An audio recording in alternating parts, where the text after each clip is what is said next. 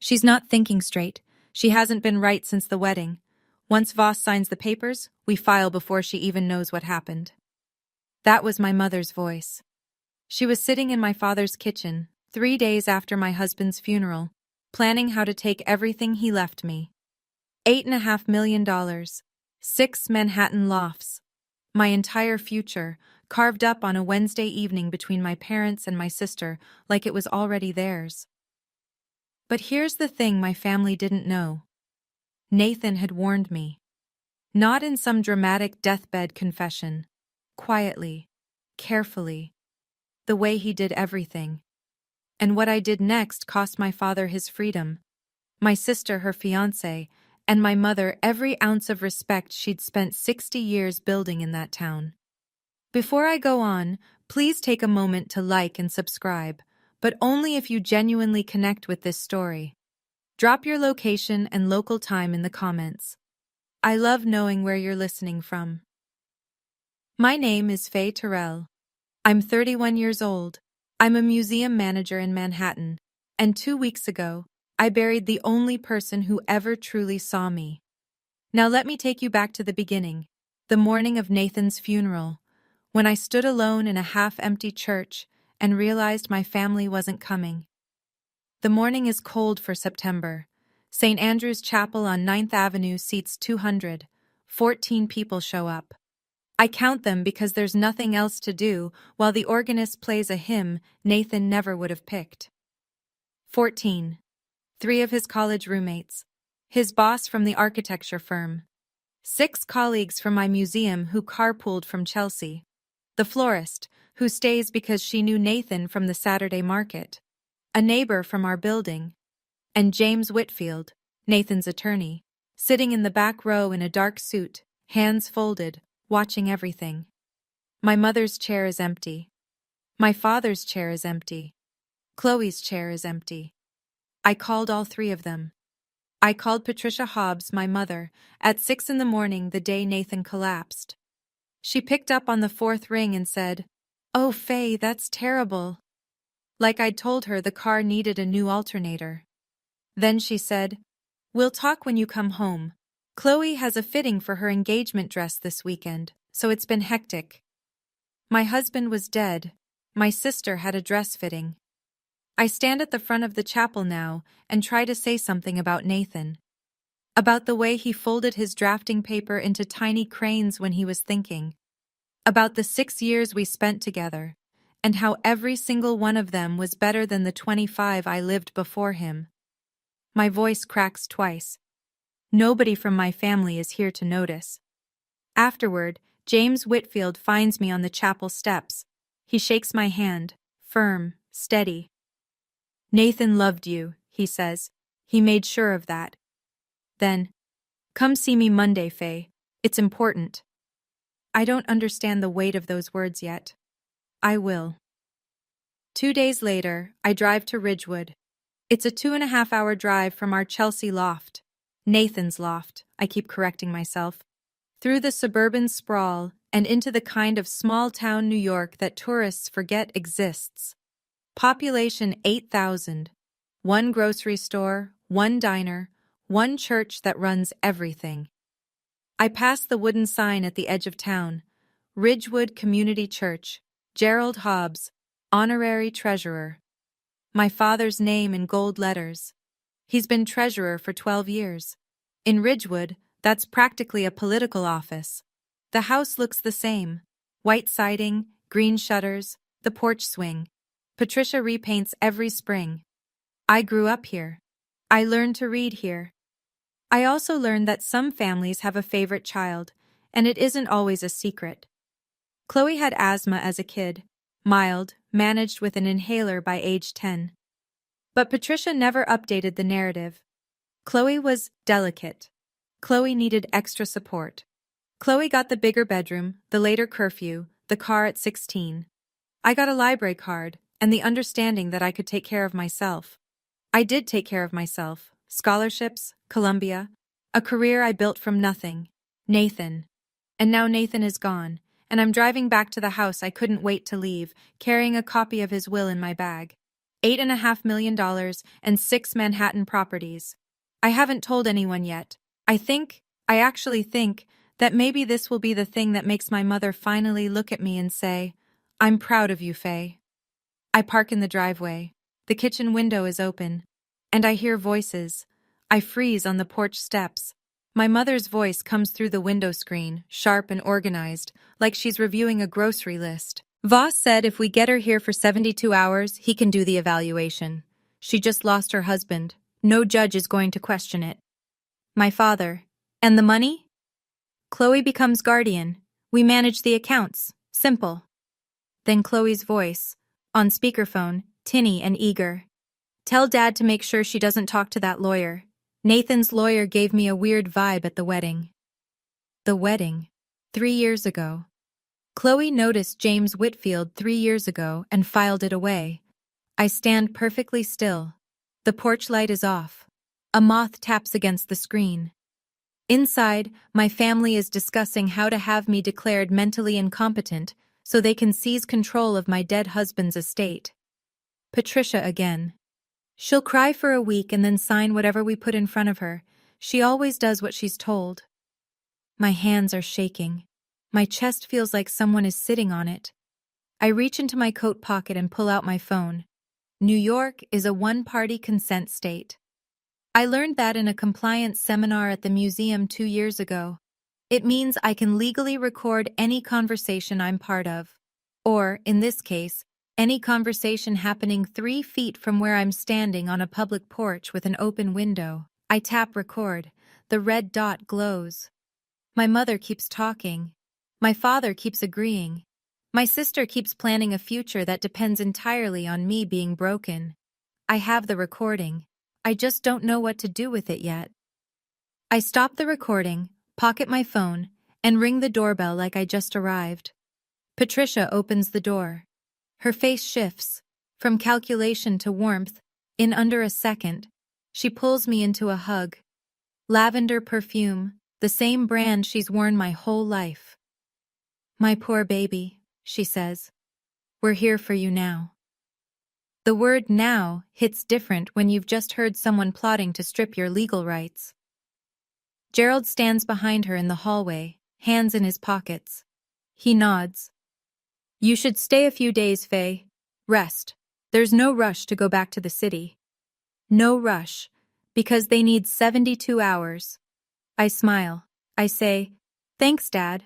I think I just need to be home for a while. I watch his shoulders relax. Patricia squeezes my arm and guides me toward the kitchen. There's tea on the counter, a plate of cookies from the church bake sale. Everything looks like love. Everything sounds like love. I excuse myself to my old bedroom upstairs. Same twin bed, same faded quilt, same Columbia graduation photo tacked to the wall with a single pushpin. Down the hallway, both walls are covered in Chloe's pictures. Prom, cheerleading, sorority formal, engagement party. 47 framed moments.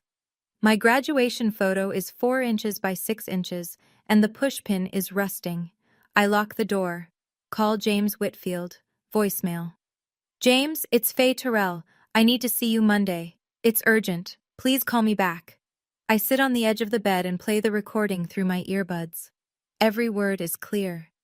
My mother's voice, my father's voice, my sister's voice. All 3 of them, calm and methodical, planning to erase me. I don't sleep. The next morning, there's a man in the living room I've never met. Patricia introduces him over coffee. This is Dr. Voss. He's an old friend of your father's from college. I thought it might help to have someone to talk to, sweetheart. After everything. Dr. Raymond Voss is 64. Silver hair, wire-rimmed glasses, the kind of cardigan that's supposed to make you feel safe. He shakes my hand and smiles like we're at a dinner party. I'm sorry for your loss, Faye, he says. Your parents are worried about you. We sit in the den. Patricia stays, positioned on the love seat like a chaperone. Voss opens a leather notebook. Do you find it hard to make decisions right now? No. Do you sometimes hear Nathan's voice, even when you know he's gone? No. Have you had thoughts of harming yourself? No. Each question is designed to build a case. I recognize the pattern because I spent 3 days reading about involuntary guardianship proceedings on my phone at 2 in the morning. Voss isn't checking on me. He's constructing a diagnosis. Sometimes grief can make us feel like we're not capable of handling our own affairs, he says gently. That's perfectly normal. Patricia leans forward. She's been like this since Nathan died. Shut down. Not herself. I answer every question clearly, calmly, and without emotion. I give Voss nothing. After 20 minutes, I excuse myself to get water. I walk to the back porch, close the screen door, and call James. This time he answers. Don't leave that house yet, he says. I need to tell you something Nathan set up. Can you come to my office tomorrow morning? My pulse picks up for the first time in days, and it's not from fear. I tell Patricia I'm going for a drive. Nathan used to take me driving when I was sad, I say, and she buys it without blinking. She even pats my shoulder on the way out. James Whitfield's office is in Glendale, one town over. Small building, second floor, no receptionist. He's waiting at the door. Inside, he slides a folder across the desk. Nathan's will. I already know the headlines. $8.5 million in liquid assets. 6 loft apartments in Manhattan, 3 in Chelsea, 2 in Tribeca, 1 in the Lower East Side. All of it mine. But James isn't done. He hands me a sealed envelope. Nathan's handwriting on the front. For Faye. I open it. The letter is dated 2 years ago. Faye, I know your family. I've watched how they treat you. Not the big cruelties, the small ones, the ones you explain away. If something happens to me, James will protect you. Don't trust anyone who wasn't at my funeral. My vision blurs. I press my palm flat on the desk and breathe. James explains what Nathan built, an irrevocable trust. Every asset, the cash, the properties, held inside a legal structure that cannot be transferred through guardianship. Even if a court declared me incapacitated tomorrow, the trust stays intact. James is the trustee. The money doesn't move without his signature and mine together. Nathan came to me 3 years ago, James says, right after your wedding. He said, her family will come for this if I die. Build something they can't touch. I sit in that small office and cry for the first time since Nathan's funeral. I cry because my husband knew me better than I knew myself, and he loved me enough to plan for the worst. James pours me water from a pitcher on his desk and lets me collect myself. Then he opens a second folder. There's something else, he says. Nathan suspected your father had financial problems. Gerald asked Nathan for money 4 separate times during your marriage. Nathan documented every request. He shows me the notes. 4 emails from Gerald, each more desperate than the last. $20,000 for home repairs. $15,000 for Chloe's car. Nathan declined every time and kept the receipts. That's not proof of anything, I say. No, but if Gerald is the treasurer of a non-profit, his tax filings are public record. James picks up the phone and dials. Maggie, I have someone I'd like you to meet. Margaret Kessler, Maggie, is a forensic accountant. She works fraud cases for non-profits across the state. She's 45, direct, no nonsense. James puts her on speaker. Give me 10 days, Maggie says. I'll pull the 990 forms and compare them with whatever financial disclosures the church has on file. If there's a discrepancy, I'll find it. 10 days. The church gala, the annual fundraiser where Gerald delivers the treasurer's report, is in 12. I drive back to Ridgewood with a plan I didn't have this morning. Stay in the house, act grief-stricken. Let Patricia and Gerald believe I'm falling apart. Give Maggie time, give James time. Don't let anyone take my phone. Patricia is in the kitchen when I walk in. Where did you go, honey? For a drive, I say. Nathan used to take me on drives when I was upset. She smiles, satisfied, almost tender. Her obedient daughter, still broken, still manageable. I go upstairs, I lock the door. And I stop hoping my mother will change. I start planning for who she actually is. The next morning, my car keys are gone. I find Patricia at the kitchen table, reading the Ridgewood Gazette, coffee in hand. "I moved your keys to the drawer," she says without looking up. "You shouldn't be driving right now, Faye, not in this state." "I'm fine to drive, Mom." "You're grieving. Let your father take you wherever you need to go." She turns a page. Conversation over. By noon, Gerald has scheduled a second appointment with Dr. Voss. At the house tomorrow, no discussion. "He just wants to follow up," Gerald says at lunch, chewing a sandwich. "Standard stuff." At 2 o'clock, Chloe calls on FaceTime. She's at a bridal boutique, veils draped over every surface. "Hey, so Mom says you should sign a power of attorney while you're home, so we can help manage things while you grieve." She holds up a veil. "What do you think of this one?" "I'm not signing a power of attorney, Chloe." "God, don't be difficult. It's what families do." "Just sign it, Faye. It's not like you have anyone else to help you." She hangs up before I can respond. That evening, I try to check my email on the laptop in the den. The Wi-Fi password has been changed. Gerald shrugs when I ask. "Must have reset during the storm last week. I'll look into it." There was no storm last week. I checked. I go to the bathroom, lock the door, and text James on cellular data. "They're accelerating. Patricia took my car keys, changed the Wi-Fi. Voss is coming back tomorrow. How much time does Maggie need?" James responds in under a minute. "She needs 8 more days. Hold your ground." 8 days. I can do 8 days. The phone rings at 9 that night. Unknown number, 845 area code. I almost don't answer. "Faye, it's your Aunt Helen." I haven't heard Helen Briggs' voice in 8 years.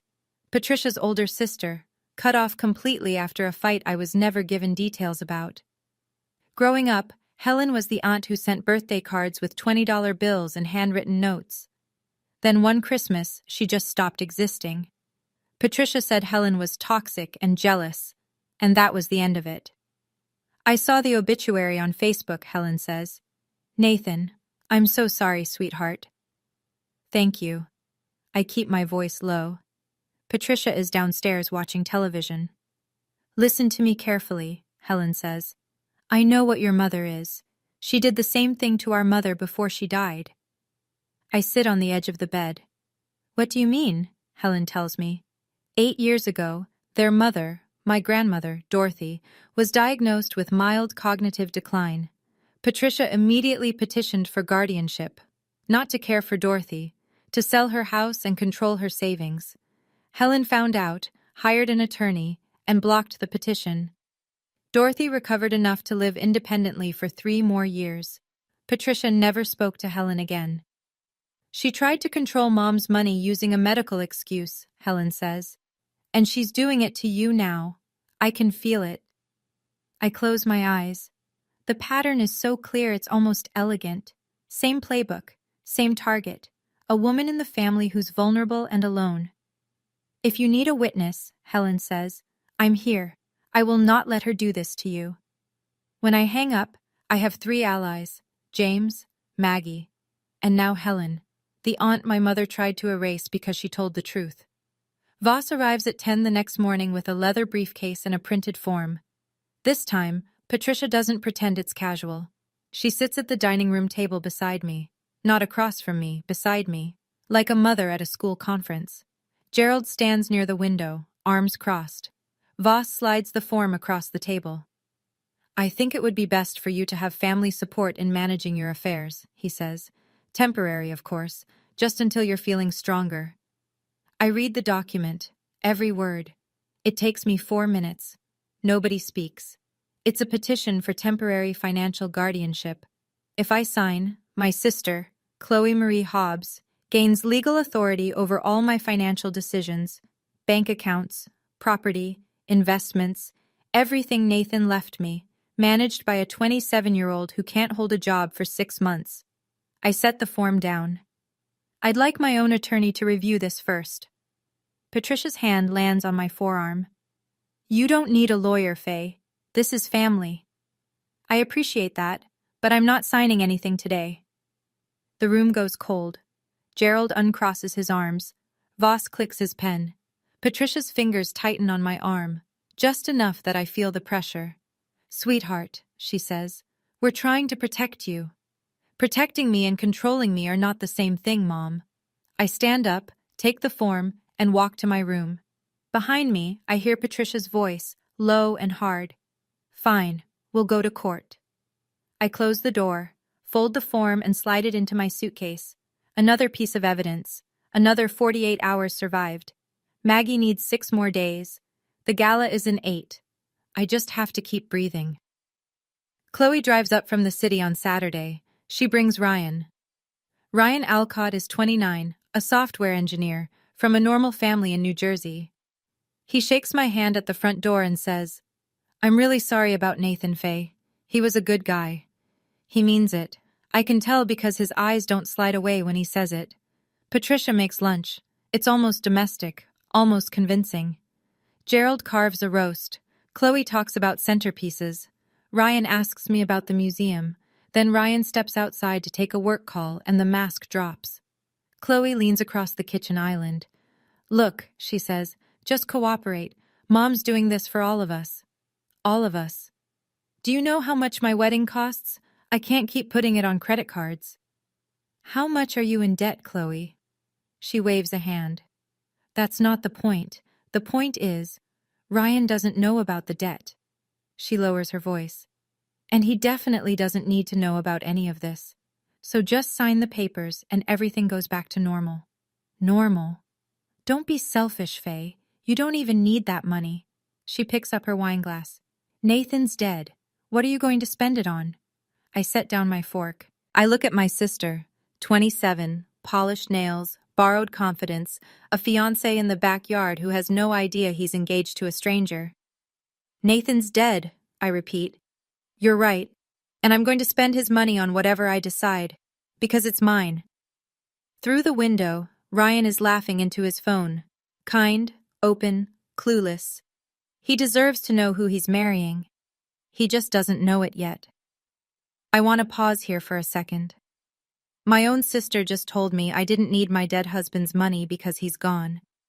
Reduced everything Nathan built, everything we built together, to a line item on her wedding budget. If you've ever had someone turn the worst moment of your life into their personal ATM, then you know exactly what I felt standing in that kitchen. If this story is hitting close to home, hit that subscribe button. Not for me. For the version of you that needed someone to say, "Your grief is not their opportunity." Now let me tell you what happened next, because Maggie finally called. I find my car keys in the junk drawer where Patricia hid them. I tell Gerald I'm going to the pharmacy. He barely looks up from his crossword. I park behind the Glendale Public Library and call Maggie. "I've got something," she says. No preamble, no small talk. The church's Form 990 filings for the last 3 years show total incoming donations of approximately $180,000, but the internal financial reports Gerald submitted to the church board only account for $133,000 in expenditures and balances. That's a $47,000 gap. $47,200, spread across 47 individual transactions over 36 months, each one between $500 and $2,000. Small enough to avoid automatic flags, all routed to a personal account that matches your father's banking information. Classic skimming. I remember Nathan's emails, Gerald asking for money, each time more desperate. The timeline fits. Gerald was already in the hole when he started asking my husband for bailouts. "How much more time do you need?" I ask. 5 days for the full certified report. The church gala is in 8 days. "Can we present the findings at the gala?" Maggie pauses. "If the church board agrees, yes, but you'd need the pastor on your side." I call James next. He's already 1 step ahead. "Reverend Harris is a straight arrow," he says. "If I show him preliminary numbers, he'll want the truth. Give me 24 hours. I drive back to Ridgewood with the windows down. The air smells like cut grass and wood smoke. My father is in that house right now, planning to steal my freedom. He's been stealing from his church for 3 years. In 8 days, both things end. I go for a walk the next afternoon, fresh air, clear head. I make it half a block before Mrs. Carroll intercepts me.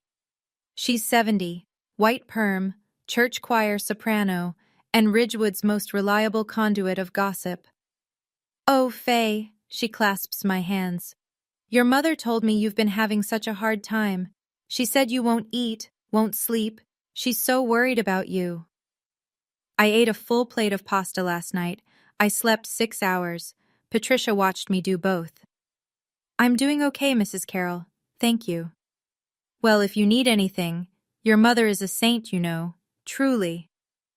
2 blocks later, Mr. Dalton stops me outside the hardware store. Same script, different mouth. "Pat mentioned you might need someone to check in on you. She's been worried sick." Patricia isn't just running a legal scheme, she's running a public relations campaign. Every conversation, every concerned whisper over the fence, every casserole delivered with a sorrowful headshake, she's building a wall of witnesses. If this goes to court, the judge won't just hear from Dr. Voss. He'll hear from neighbors, church friends, the entire social fabric of Ridgewood, all of them primed with the same message. Poor Faye. She's always been fragile. Losing Nathan pushed her over the edge. I call Helen from the back porch that night. "She's poisoning the well," I say. "She did the exact same thing with Mom," Helen says. "Told everyone in town that Mom was confused and wandering months before she filed for guardianship. By the time I showed up with a lawyer, half the neighborhood was ready to testify against our own mother." Small town, same playbook, different decade. "How did you stop it?" I ask. I didn't wait for permission to tell the truth. Dinner. Pot roast, mashed potatoes, string beans from Gerald's garden. Patricia lights a candle. It could be Thanksgiving if you didn't know better. Gerald sets down his fork. "Faye, we need to talk about the future." Here it comes. Nathan was a generous man, but he didn't understand how families work. There are responsibilities. The house needs a new roof. Your mother deserves a comfortable retirement. Chloe's wedding. Nathan left very specific instructions in his will. Gerald's face reddens. A will can be contested. Under the table, Patricia's hand moves to Gerald's knee. A squeeze, a warning. He takes a breath.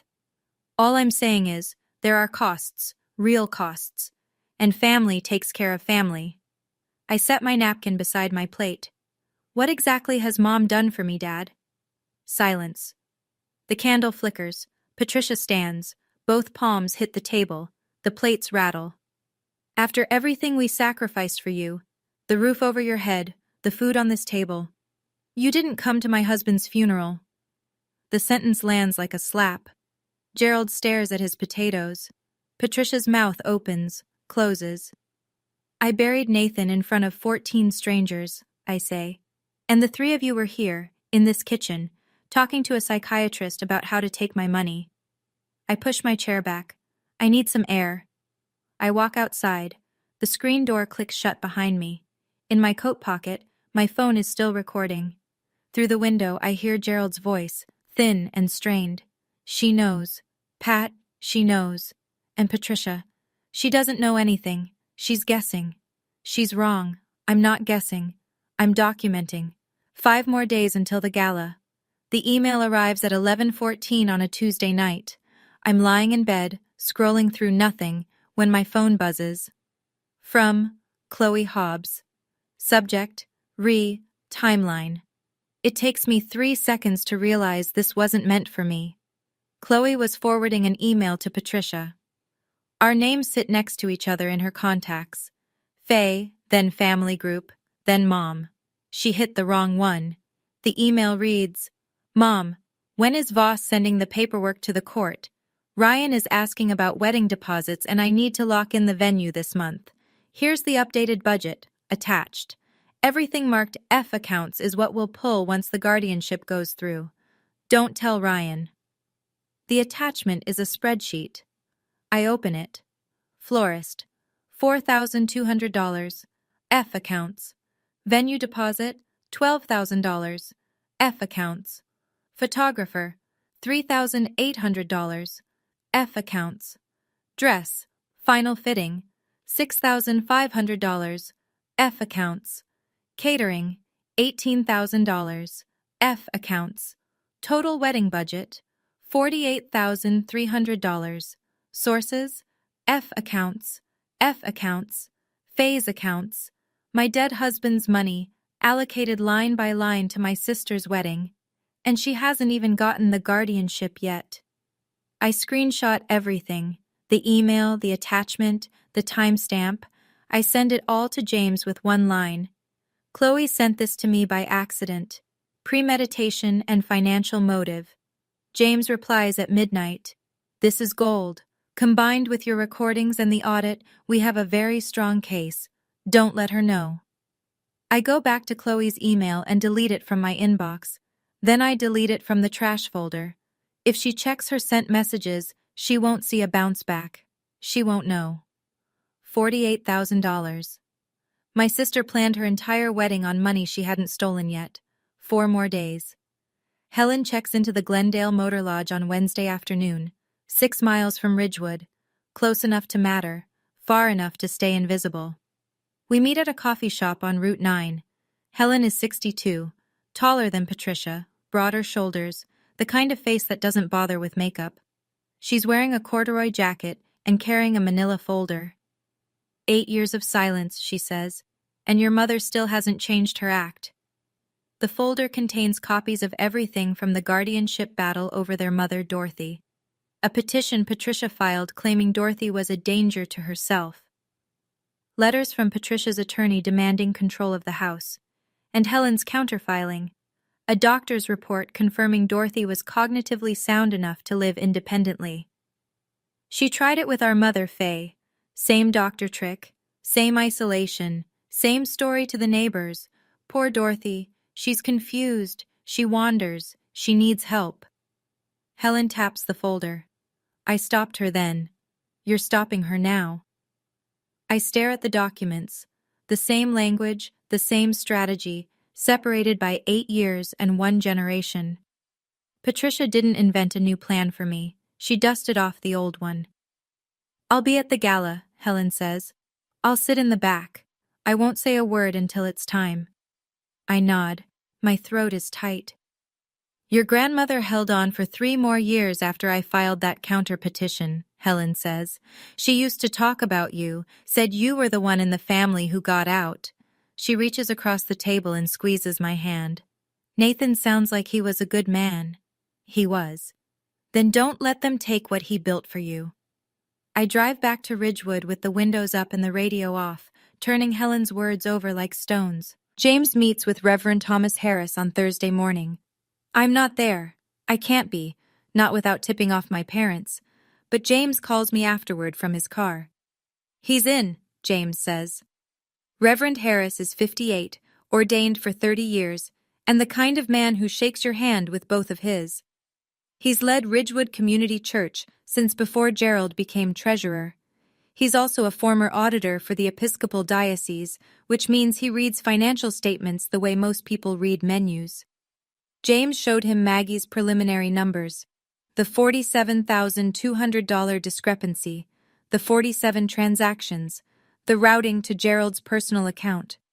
He didn't say a word for 2 full minutes, James tells me. Then he said, 12 years I trusted that man. Harris convened an emergency session of the church board, 4 members, closed door, confidential. They reviewed the numbers. They called Maggie directly, and they made a decision. At the annual gala, instead of Gerald's usual treasurer's report, Maggie will present the certified independent audit. It will be framed as a routine transparency initiative, something the board has been planning for months. Gerald won't suspect a thing because there's always a financial segment at the gala. This year, someone else is delivering it. Harris said something else, James adds. He said he wants Faye there, front and center. He said, if Gerald's family knew what he was doing, they deserve to hear the truth first. If they didn't know, they still deserve to hear it.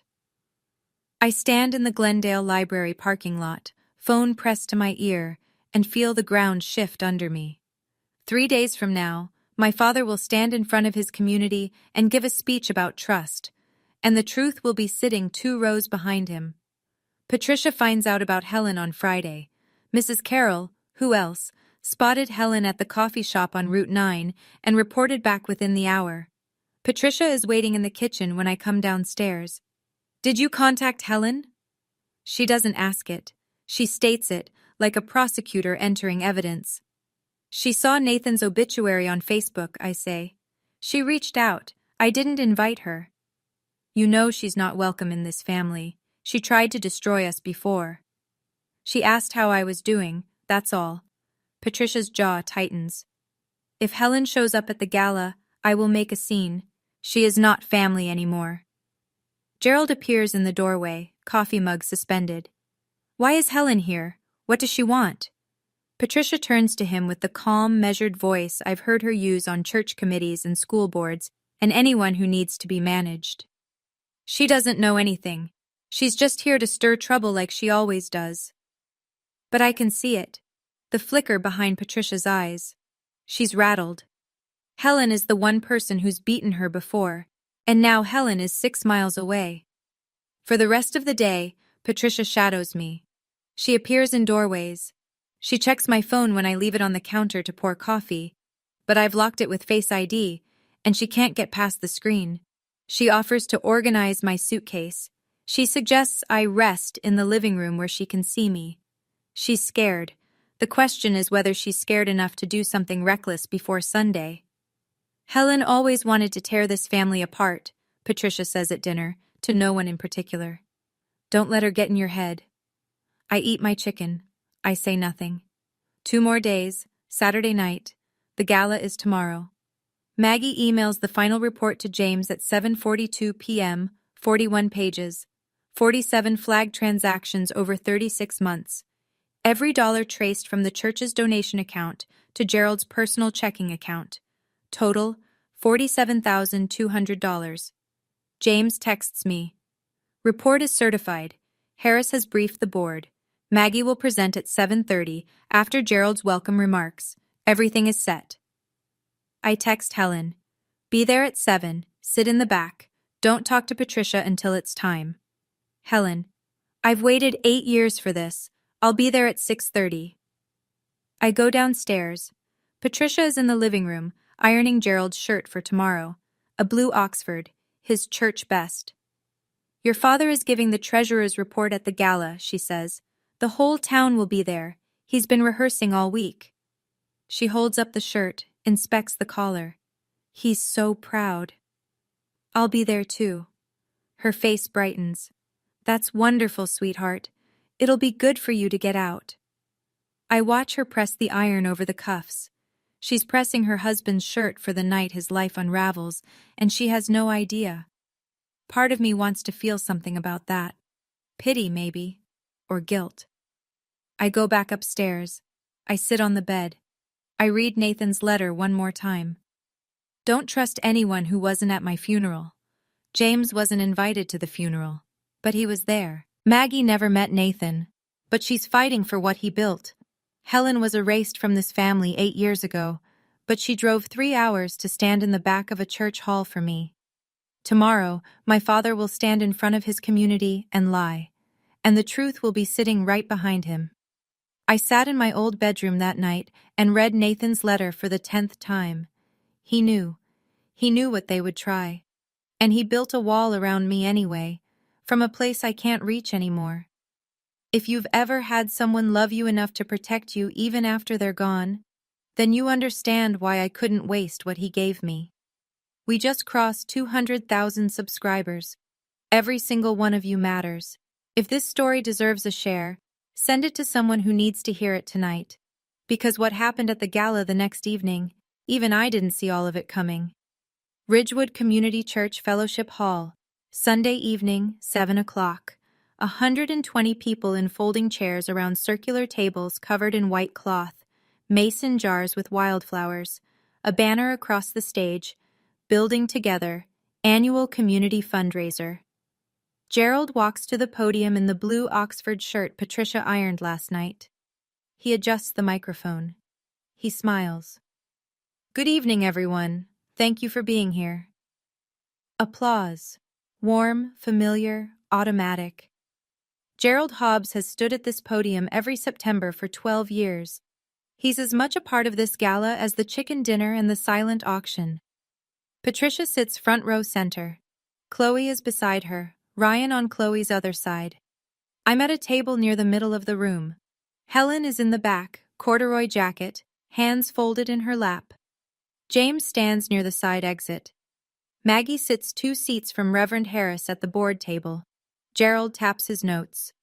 This church has always been built on trust, and I'm honored to have served as your treasurer for 12 years. We've had a strong year. Donations are up, programs are funded, every dollar accounted for. He clicks to a slide, his slide, the one he prepared, with adjusted numbers and rounded totals. Every cent in service of this community. More applause. Mrs. Carroll beams. Mr. Dalton nods. Gerald finishes with a flourish. Thank you for your trust. It means the world to me and my family.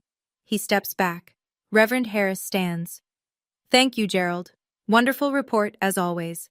Harris buttons his jacket. And now, as part of our ongoing commitment to transparency, the board has arranged an independent financial review of our accounts. I'd like to introduce Margaret Kessler. Gerald's smile falters. Patricia sits up straighter. Maggie stands, smooths her blazer, and walks to the podium.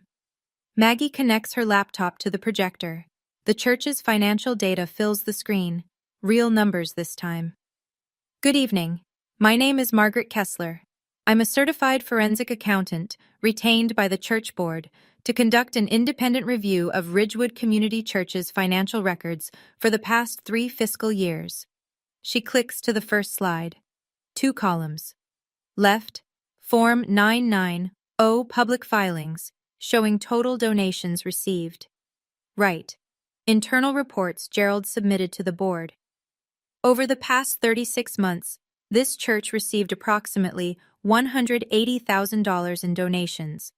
However, the treasurer's internal reports account for only $133,000 in expenditures and fund balances. That leaves a discrepancy of $47,200. The room goes silent. Forks stop moving. Glasses pause mid-lift. Maggie clicks again. A spreadsheet of 47 transactions, each highlighted in yellow. These are 47 individual transfers, ranging from $500 to $2,000 each, routed from the church's primary donation account to a personal banking account. She lets the number sit. Then, the account holder's name matches the church's current honorary treasurer. 120 heads turn toward Gerald. He's standing beside the stage, one hand on the curtain. His face has gone white. Patricia is on her feet. This is ridiculous. Gerald would never... Maggie doesn't flinch. Ma'am, these are public tax filings compared with bank records obtained through legal channels. The numbers speak for themselves. Whispers ripple through the hall. Mrs. Carroll covers her mouth. Mr. Dalton stares at his plate. Gerald steps forward. There must be a mistake. I can explain. Reverend Harris raises his hand. Gerald, I think it's best you step aside while we conduct a full investigation. The applause that greeted Gerald 5 minutes ago is gone. The room sounds like a held breath. Patricia turns. She scans the room until she finds me. You. She crosses the center aisle, heels clicking on linoleum. You did this. You brought these people here to destroy your own father. 120 people are watching. I stand up. No, Mom. I brought the truth. My voice is steady. I've rehearsed this in my head for 10 days, but now that it's happening, I don't need the rehearsal. You were the ones who tried to have me declared mentally incompetent so you could steal my husband's estate. Gasps. Actual audible gasps from the tables nearest us. Patricia's face flashes through 3 expressions in 2 seconds. Shock, fury, calculation. She lands on performance. She's lying. She's been unstable since Nathan died. Ask anyone. I have recordings, Mom. I say it evenly, quietly. I have emails. I have testimony from your own sister about what you did to Grandma Dorothy 8 years ago. From the back row, Helen stands, 62 years old, steady as a stone wall. "It's true," she says. "She tried it with our mother. Guardianship, financial control, the same doctor trick." Helen's voice carries across the silent room. "I stopped her then. Faye is stopping her now." Patricia looks at Helen, then at me, then at the room full of people she spent decades cultivating, charming, performing for. Not one of them moves toward her. Gerald sinks into a chair. His head drops. James walks to Gerald and hands him an envelope. "This is formal notification that Nathan Terrell's estate is held in an irrevocable trust. No guardianship, no court order, and no family petition can alter its terms." I look at my mother. "I didn't come here for revenge. You gave me no choice. That ends tonight." Patricia opens her mouth. Nothing comes out. The room is still processing when Chloe grabs Ryan's arm. "Let's go," she hisses. "This is all lies. My sister is having a breakdown." Ryan doesn't move. He's been sitting 3 feet from me for the past 5 minutes, and he heard every word. The audit, the guardianship petition, the recordings, his fiancée's name attached to all of it. "Is it true?" he says. Not loud, not angry, just clear. "Ryan, come on. Is it true, Chloe? The debt, the guardianship plan, the wedding budget." "It's not what it sounds like. You told me your family was close." Ryan pulls his arm free. "You told me Faye was okay with helping pay for the wedding. You told me your parents were good people." "They are good people. Your father just got caught stealing from a church." Ryan stares at her. "And you were going to pay for our wedding with money you took from your grieving sister." Chloe's eyes are wet. She reaches for his hand. He steps back. I watch Ryan slide the engagement ring off his finger. He holds it for a moment. A simple platinum band, the one Chloe showed off on every social media platform for 6 months, and sets it on the table, gently. No throw, no scene. Just a man putting something down he can't carry anymore. "I was going to marry someone who doesn't exist," he says. He walks out the side door. Chloe turns to Patricia, tears streaking her mascara, desperate for rescue. But Patricia is surrounded, Reverend Harris on one side, Mrs. Carroll on the other, both talking at once. For the first time in her life, Chloe reaches for her mother and finds no one reaching back. The ring sits on the table, catching the overhead light. Reverend Harris takes the microphone. "I want to thank everyone for their patience tonight." His voice is measured, pastoral, the voice he uses for funerals and difficult sermons. "The church board will be launching a full investigation into the financial discrepancies presented this evening. Gerald Hobbs has been relieved of his duties as honorary treasurer, effective immediately. We will cooperate fully with the appropriate authorities." The room absorbs this like a blow to the chest. 12 years of Gerald's name on the sign outside, 12 years of handshakes and Christmas fund drives and community trust, dissolved in a single paragraph. A few people glance at me, not with pity this time. Something else. Respect, maybe. Or the uncomfortable recognition that they believed the wrong person for a very long time. Mrs. Carroll finds me near the coffee table. Her eyes are red. "I'm sorry, Faye. I believed everything your mother told me." She presses my hand. "I should have asked you how you were doing, not her." Gerald hasn't moved from the chair near the stage. He sits with his hands between his knees, staring at the floor. Patricia tried to leave through the main entrance, but a young woman from the Ridgewood Gazette, a journalism student, barely 22, caught her in the foyer with a notepad and a question Patricia couldn't dodge. James finds me by the side door. "The DA's office will want to see Maggie's report," he says. "Embezzlement from a nonprofit is a Class E felony in New York. They'll open a case." "What about Voss?" "I'm filing a formal complaint with the state medical board tomorrow morning. 2 prior complaints plus this. His license is done." I nod. My hands are steady. My chest feels hollow but light, like something enormous just left. James files the complaint against Dr. Raymond Voss with the New York State Office of Professional Medical Conduct on Monday morning. The packet is thorough. My audio recordings, Voss coaching Patricia on how to frame a 72-hour evaluation. The guardianship petition he prepared with Faye Terrell's name already typed in. Chloe's email confirming Voss was coordinating with the family. And the detail that seals it. Voss has 2 prior ethics complaints on file, both for inappropriate dual relationships with patients connected to personal acquaintances. With this evidence, James tells me over the phone, he's looking at license suspension at minimum. If the DA finds enough for conspiracy charges, it goes criminal. I'm back in Manhattan by then, sitting in the Chelsea loft, morning light coming through the tall windows Nathan loved. The city hums beneath me. Cabs, construction, someone's dog barking 3 floors down. It sounds like home. James adds, I've also sent copies of everything to your personal attorney as a precaution. If Patricia tries to retaliate with a defamation claim or a counterpetition, you're covered. That afternoon, Gerald's phone rings at the house in Ridgewood. It's Voss. James's paralegal confirmed this through a mutual contact. Voss is panicking. What did you get me into, Gerald? I could lose my license. I could face charges. Gerald doesn't answer.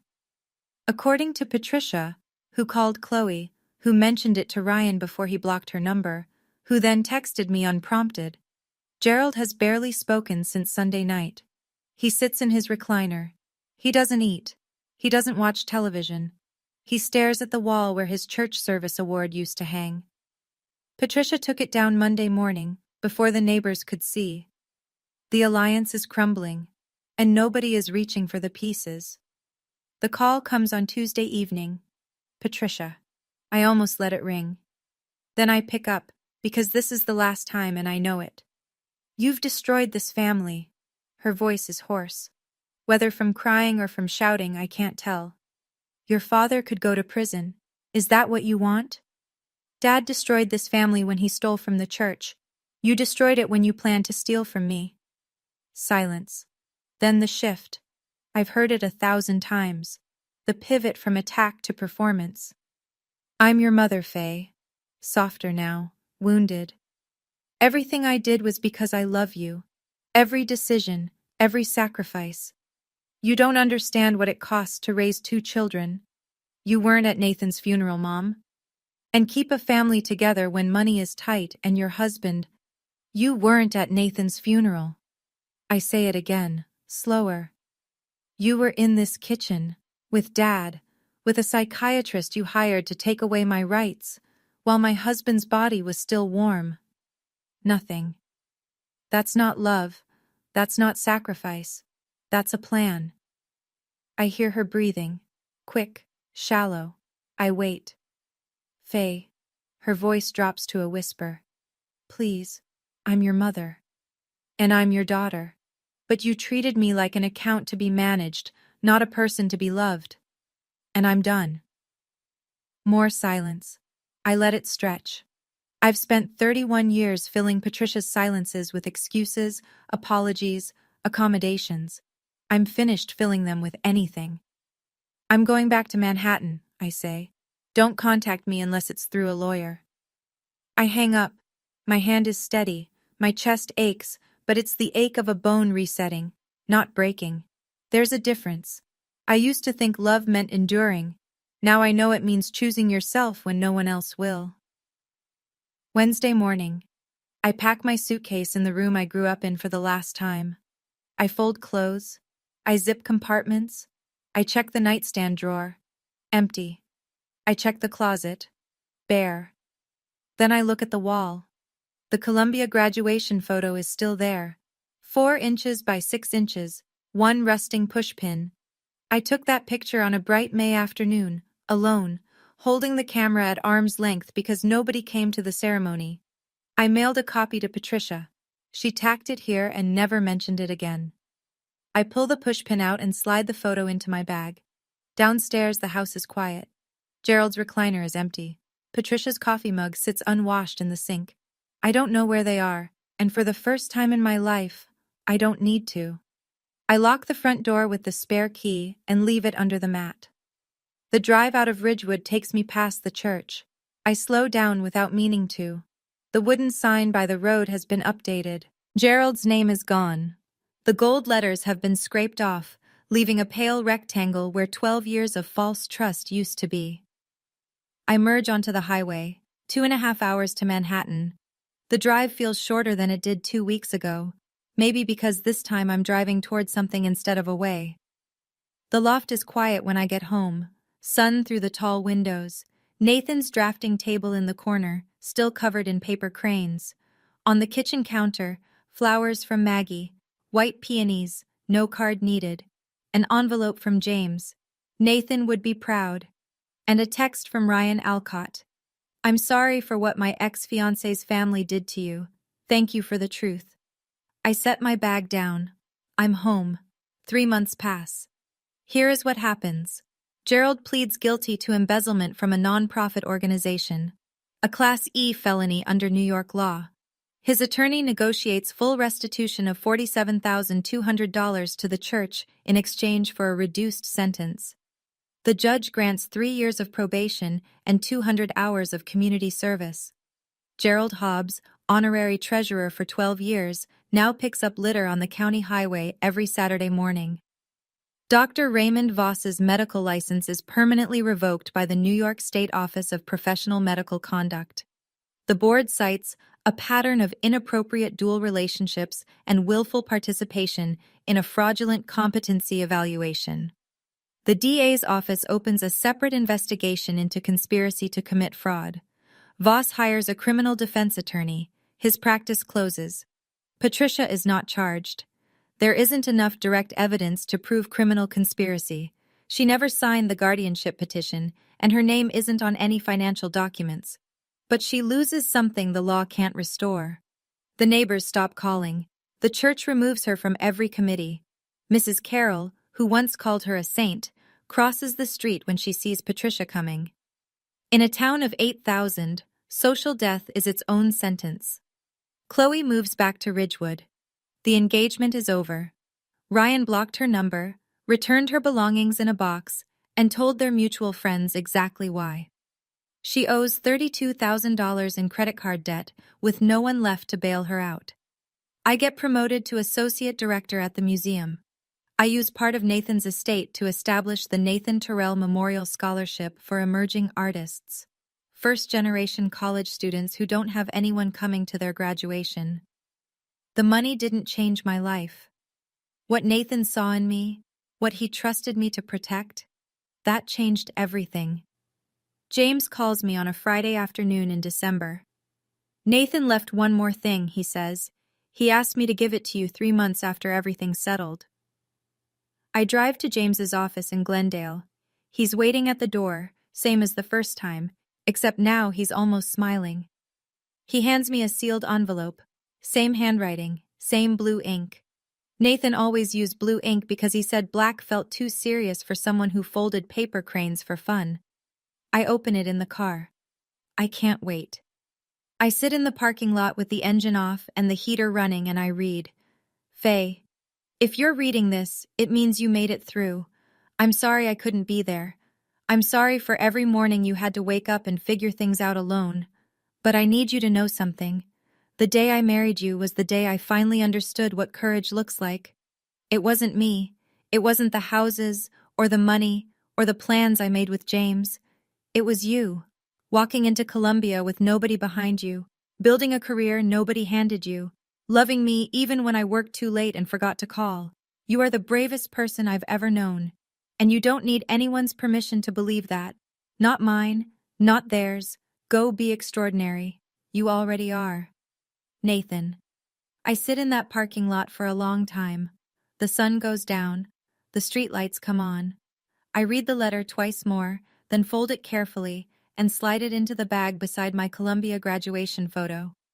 2 small things, the smallest things I own, worth more than 6 Manhattan lofts, and every dollar in every account that carries my name.